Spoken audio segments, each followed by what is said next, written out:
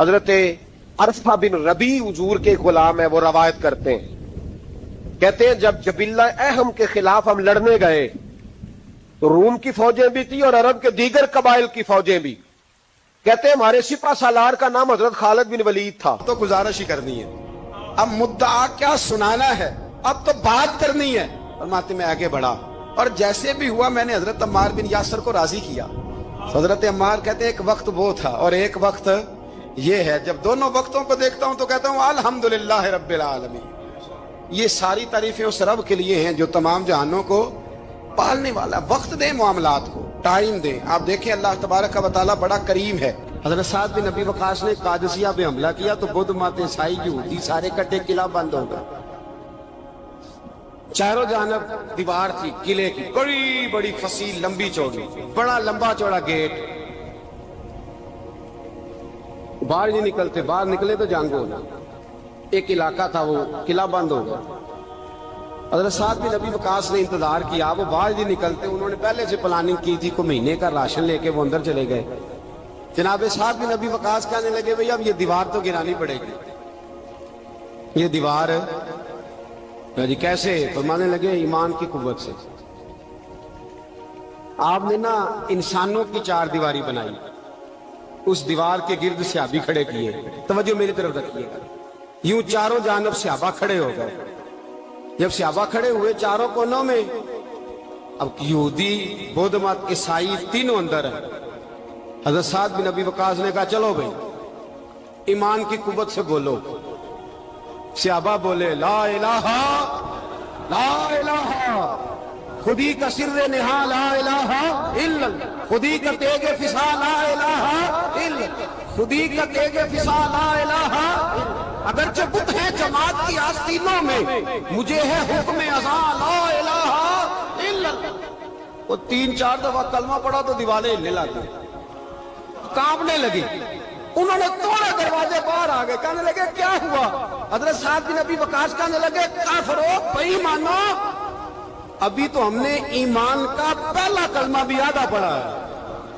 ابھی تو ایمان کا پہلا کلمہ بھی لا الہ الا آدھا پڑھا ہے. اگر محمد رسول اللہ پڑھ لیتے تو تمہارا بچتا ہی کچھ نہیں. ابھی تو ایمان کا پہلا کلمہ بھی آدھا پڑا ہے اور تمہاری دیواروں میں دراڑیں پڑ گئی ہیں. اللہ کرے میری ملت ایمان کا کلمہ ہی ڈانٹ کے پڑھنے لگ جائے. اگرچہ بت ہیں جماعت کی آستینوں میں، پر مجھے حکم ازاں لا الہ. اور یہ دور اپنے ابراہیم کی تلاش میں، صنم کدا ہے جہاں لا الہ. بارہ پکڑو ان کو مارو. جس دن ابو جہل آیا ہے نا بدر میں، اس نے جاسوس بھیجا. محمد بن عینیہ تھے یا عروہ بن مسعود، دو مختلف نام کتابوں میں آتے ہیں. وہ جاسوس چیک کر کے گیا مسلمانوں کو واپس. ابو جہل سے کہنے لگا 313 312 بندے، کچھ بچے ہیں، کچھ بوڑھے ہیں، کچھ کمزور ہیں. ابو جہل بڑا کھل کھلا کے ایسا کہنے لگا ان کو نا پشتوں پہ باندھ لو، گھوڑوں کی پشتوں پہ. جنگ کیا کرنی ہے، تلواریں ان کے پاس کوئی نہیں، لڑ یہ نہیں سکتے. باندھ لو، لے چلتے ہیں مکے، وہاں جا کے دیکھیں گے کیا کرنا. محمد بن عینیہ کہنے لگے ابو جہل ہوش کر، ہوش کر. تلواریں کوئی نہیں، زرہ کوئی نہیں، پر میں ان کا ایمان دیکھ آیا. میں ان کا ایمان. فرمایا سب نے جھولیاں اٹھائی ہو رہی ہیں، کہہ رہے ہیں یا اللہ ہمیں واپس نہ بھیجنا، ہم تیرے نبی کے قدموں پہ قربان ہونے ہیں. ان کا ایمان میں. حضرت خالد بن ولید نے حملہ کیا ملک شام پہ، حملہ کیا. یہودی باہر نہیں نکلتے. باہر نکلے ان کا بہت بڑا لیڈر مذاکرات کرنے آیا تو ہاتھ میں زہر کی پڑیا ہے. فرمایا یہ کیا ہے؟ مذاکرات کرنے آیا تو یہ کیا؟ کہنے لگا زہر. کیا مطلب؟ کہنے لگا اگر مذاکرات ناکام ہوئے تو زہر کھا کے مر جاؤں گا، مسلمانوں کو کبھی اقتدار نہیں دوں گا. تو آپ فرمانے لگے زہر بھی تب بھی اثر کرے گا نا جب میرا اللہ چاہے گا. کس کی قوت؟ ایمان کی. کس کی قوت؟ زہر کب اثر کرے گا؟ جب اللہ. تو کہنے لگا یہ بڑا زہریلا زہر ہے ہمارے علاقے کا، یہ تو کسی کے ناک میں ذرا ہوا سے چلا جائے تو بندہ مر جاتا ہے. آپ فرمانے لگے بندہ تب بھی مرتا ہے جب اللہ مارے، اور جسے اللہ نہ مارے مر سکتا وہ کہنے لگا کیسے ہو سکتا ہے؟ فرمایا لاؤ ادھر. حضرت خالد بن ولید، او بھائی طاقتیں ایمان کی قوت سے ملتی ہیں، ہمت ایمان کی قوت سے. فرمایا بلا سارے یہودی، سارے آ گئے. فرمایا تم کہتے ہو زہر ہوا کے ذریعے ناک میں بھی چلا جائے تو بندہ مر جاتا ہے. پوری پڑیا زہر کی جناب خالد کھا گئے، پانی کا گلاس پی گئے، 18 رکعتیں نفل بھی پڑھ گئے. ہر 2 رکعتوں کے بعد پیچھے پلٹ کے دیکھ دے تو کتنے یہودی کلمہ پڑھ جاتے ہیں، کتنے غیر مسلم. یہ کس کی طاقت ہے؟ بولے تو صحیح ہے، بولے. ایمان بڑا قوت والا ہوتا ہے، بڑا قوت والا. اس کا پتہ کب چلے گا کہ ہمارے اندر ہے کہ نہیں؟ کروڑوں ناجائز روپیہ سامنے پڑا ہو اور بچہ عید کے لیے کپڑے بھی مانگ رہا ہو، لیکن انسان ناجائز پیسے کو ہاتھ نہ لگائے، بچے کو تسلی دے کے سلا دے، تو اس کا مطلب ہے کہ ایمان اس کے پاس ہے. میرے نبی کریم صلی اللہ علیہ وسلم نے فرمایا فحاشا، خوبصورت عورت، بری عورت، خوبصورت بھی ہو بری بھی ہو اور دعوت گناہ بھی دے، بچہ جوان بھی ہو خوبصورت بھی ہو خواہشات بھی ہو، اور پھر بھی وہ کہے انی اخاف اللہ، نہیں بھئی میں اللہ سے ڈرتا ہوں، تو اس کا مطلب ہے اس کے پاس ایمان. یہ تو روز ہمیں پتہ چلے گا، روز پتہ چلے گا. میرے دوست اپنے ایمان کو دیکھ. حضرت مصعب ابن عمیر جنگ احد میں میرے نبی، اور یہ بڑا لاڈلا صحابی ہے میرے رسول کا، بڑا لاڈلا. مجھے اس شخصیت سے بڑا پیار ہے. ان کا جو بھی کہیں مجھے ارشاد کوئی قول ملتا ہے تو میں الگ سے ڈائری پہ لکھتا ہوں. حضرت مصعب ابن عمیر کو احد میں حضور نے جھنڈا دیا تھا، ہاتھ میں جھنڈا تھا تو کافر نے ہاتھ کاٹ دیا. جناب مصعب ابن عمیر نے دوسرے ہاتھ میں پکڑ لیا. جب وہ بھی ہاتھ کٹ گیا تو 2 کٹے ہوئے ہاتھوں سے جھنڈا پکڑا ہے، جھنڈا پکڑا. اور جناب مصعب ابن عمیر کے جب لاش کے قریب میرے نبی پاک گئے تو کٹے ہوئے ہاتھوں سے جھنڈا انہوں نے سینے سے لگایا ہوا، سینے سے. میرے نبی پاک کی آنکھوں میں آنسو آئے اور حضور نے رو کے فرمایا یہ مصعب کے ایمان کا جھنڈا تھا جسے وہ ساتھ لے کے دنیا سے چلا گیا. یہ اس نے زمین پر گرنے. اپنے ایمان کو دیکھو، ایمان کو پرکھو، ایمان پر محنت کرو. سب سے پہلی بات تو یہ کہ قدر کرو کہ ہم مسلمان ہیں، اپنے دین کی. دوسری بات قرآن پاک کے ساتھ پیار کرو. تیسری بات شہادت کی آرزو. چوتھی بات ایمان کو مضبوط کرو. ایمان کو بولیے ایمان کو. اللہ فرماتا ہے تم ایماندار رہنا میں تمہارے ساتھ رہوں گا. ولا تہنوا ولا تحزنوا وانتم الاعلون ان کنتم مؤمنین. یہ پختہ ہوتا کیسے ہے؟ اقبال کہتے ہیں ایسے لوگوں کے پاس بیٹھا کر جو تیرا ایمان پختہ کرتا ہے، ایسے لوگوں کی سنگت میں رہا کر جو تیرے ایمان کو، کہتے ہیں وہی ہے تیرے زمانے کا امام برحق، وہی ہے تیرے زمانے کا امام برحق جو تجھے حاضر و موجود سے بیزار کرے اور موت کی شکل میں دکھلا کے تجھے جلوہ دوست زندگی تیرے لیے اور بھی دشوار کرے.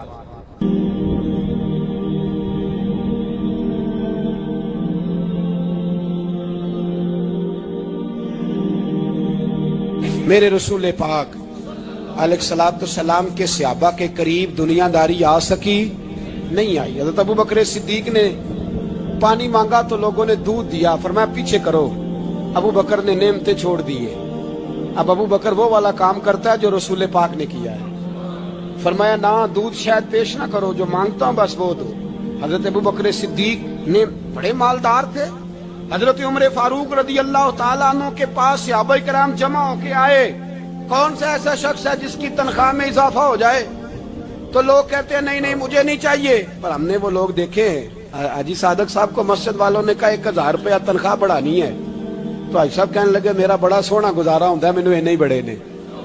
حضرت سیدنا عمر فاروق رضی اللہ صحابہ اکٹھے ہو کے گئے.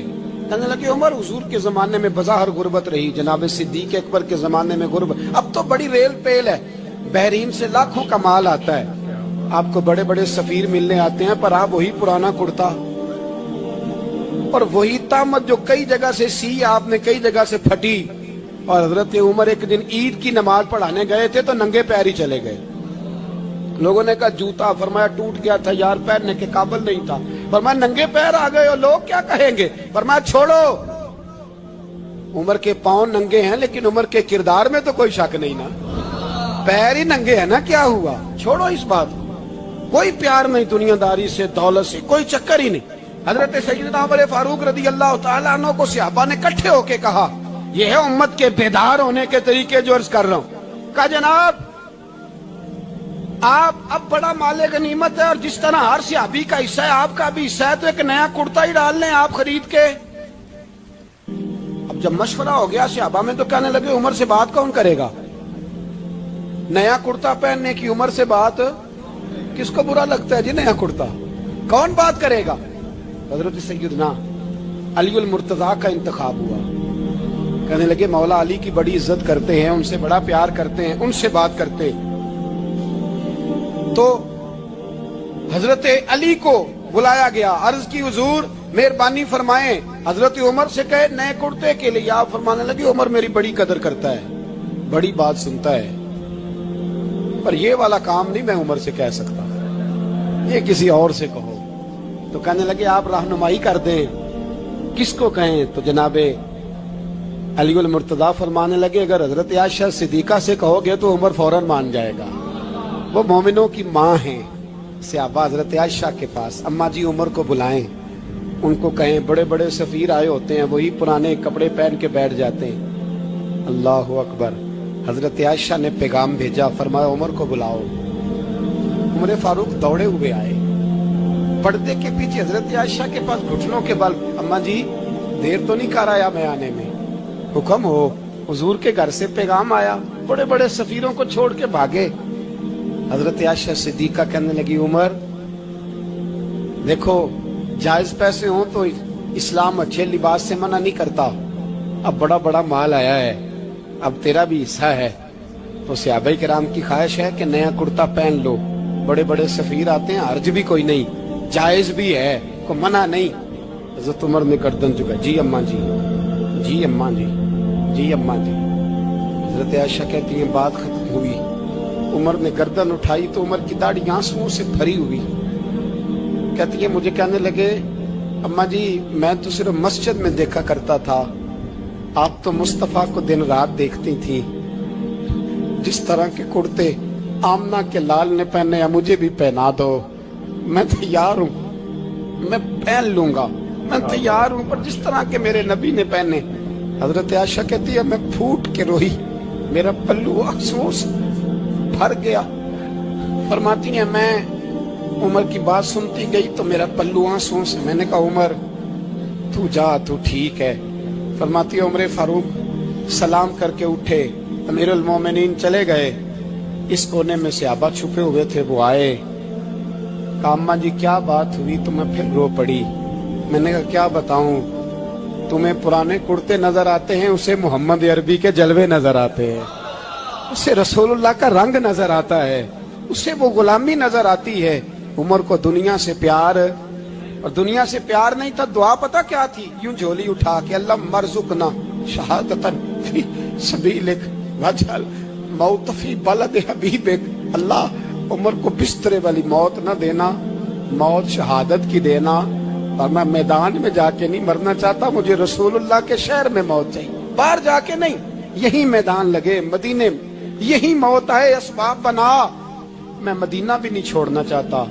ओ भाई इन लोगों को नहीं प्यार था। जनाब सिद्दीक अकबर का विसाल हुआ तो जहर के असर से, वो जो आपको जहर लगा था, बाद मुफस्सिरीन ने लिखा है कभी कभी वो जो सांप ने डसा था तो कभी कभी उसका असर आता था, बस अल्लाह ने शहादत देनी थी कभी कभी, वरना तो बड़ी शिफाएं थी। हजरत उमर शहीद, हजरत उस्मान, जनाब अली, इमाम हसन, इमाम हुसैन, अली अकबर, अली असगर, हजरत अब्बास, हजरत साद बिन माज, हजरत अमीर हमजा, मुसअब इब्ने उमैर।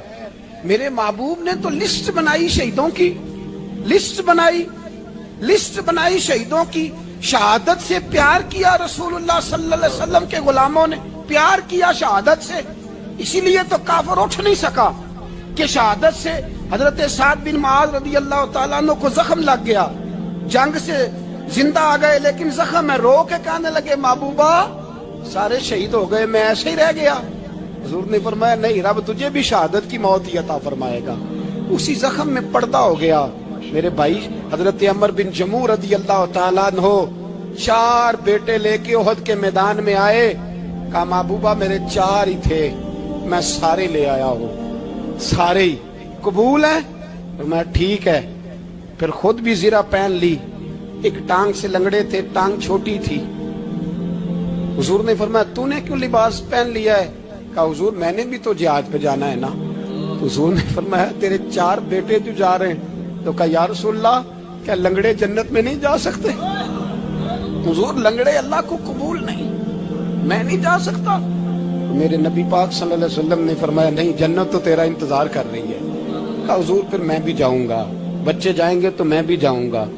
ایک بی بی احد کے دن 3 سال کا بچہ لے کے گھر سے نکلی، بیویوں کو کہتی ہے میرا خامد بھی بدر میں شہید ہوا، بھائی بھی اور باپ بھی، آج حضور نے پھر بلایا ہے، دل کرتا تھا کوئی جوان بیٹا ہوتا تو میں پیش کرتی، پر اب میرے پاس یہ 3 سال کا ہی ہے۔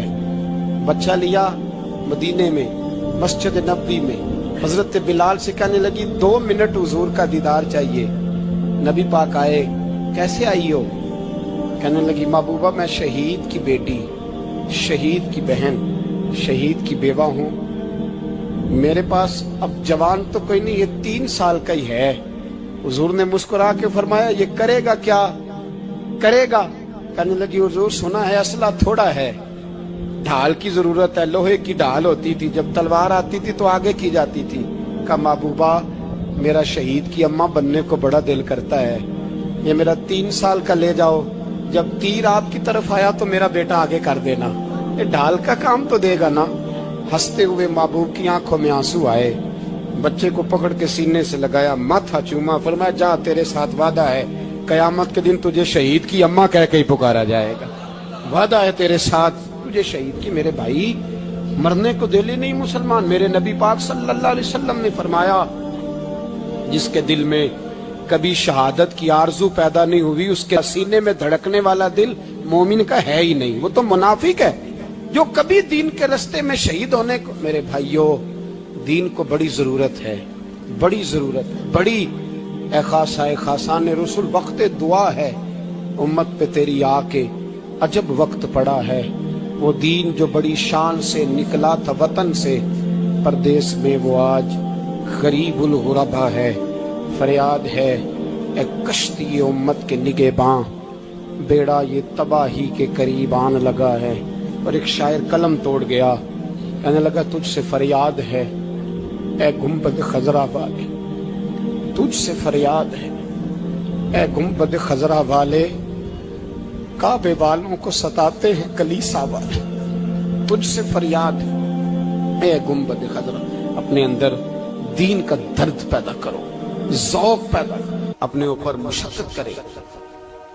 آج جمعۃ الوداع کا موقع ہے، ہم اکیلے مسلمان نہیں، فلسطین والے بھی مسلمان ہیں، کشمیر والے بھی مسلمان ہیں، بوسنیا والے بھی مسلمان ہیں، افغانستان والے بھی، عراق میں جو لوگ بھیک مانگ کے گزارا کر رہے ہیں وہ بھی مسلمان ہیں۔ ہمیں کم از کم ان کے لیے دعا تو کرنی چاہیے، ہمیں قوت اسلامیہ کا اظہار تو کرنا چاہیے، قوت اسلامیہ کا پیغام تو عام کرنا چاہیے۔ کریں گے انشاءاللہ تعالی؟